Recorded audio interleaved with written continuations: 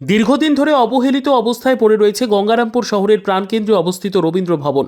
সংস্কারের অভাবে ব্যবহারের অযোগ্য হয়ে পড়েছে রবীন্দ্র ভবন। এই পরিস্থিতিতে শহরবাসী ও সংস্কৃতি প্রেমীদের মধ্যে তীব্র ক্ষোভ তৈরি হয়েছে।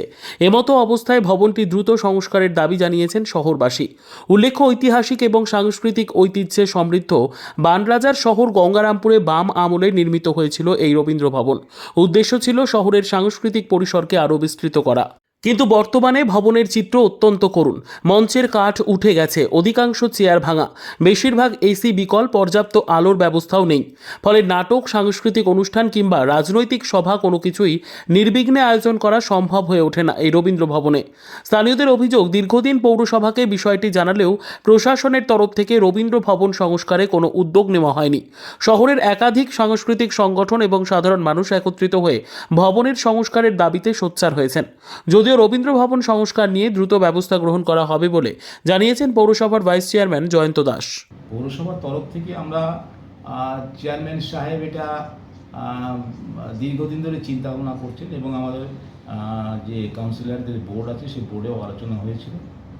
সেখানটায় আমরা সিদ্ধান্ত নিয়েছিলাম যে এটা পৌরবাসীদের জন্য, যাতে এখানটায় যাতে সাংস্কৃতিক অনেক অনুষ্ঠান সেখানে হয়, বিভিন্ন সময় বিভিন্ন লোক এসে সেখানটায় তারা এই রবীন্দ্র ভবনটা চায় তাদের সাংস্কৃতিক অনুষ্ঠানগুলো করার জন্য।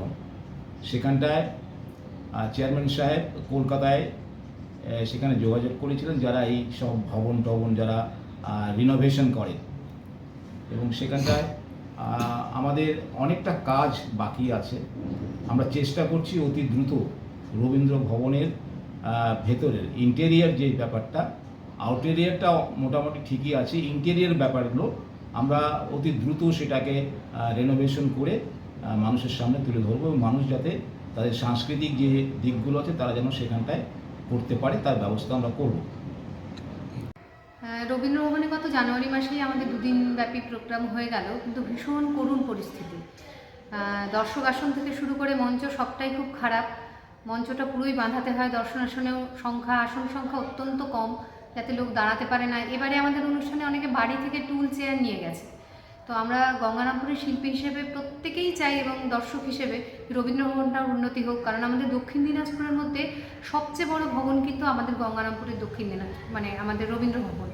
আর আগামী 26-এ আমাদের বিনানিক্ষণ কেন্দ্রের 25 বছর পূর্তি, অনেক বড় করে আমরা রবীন্দ্র ভবনে যাতে অনুষ্ঠানটা করতে পারি সেই আশা রাখবো, যাতে রবীন্দ্র ভবন আবার আগের মতো রূপ নেয়।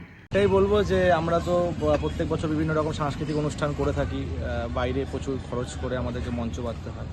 তো সেইখানে হলে আমাদের একটু উপকার হয়। তাছাড়া ওয়েদারের বৃষ্টির সময় একটু অসুবিধা হয় বিভিন্ন রকম অনুষ্ঠান করতে, যেরকম যে কোনো অনুষ্ঠান, সেটা আমাদের সাংস্কৃতিক অনুষ্ঠান হতে পারে, প্রশাসনিক অনুষ্ঠান হতে পারে।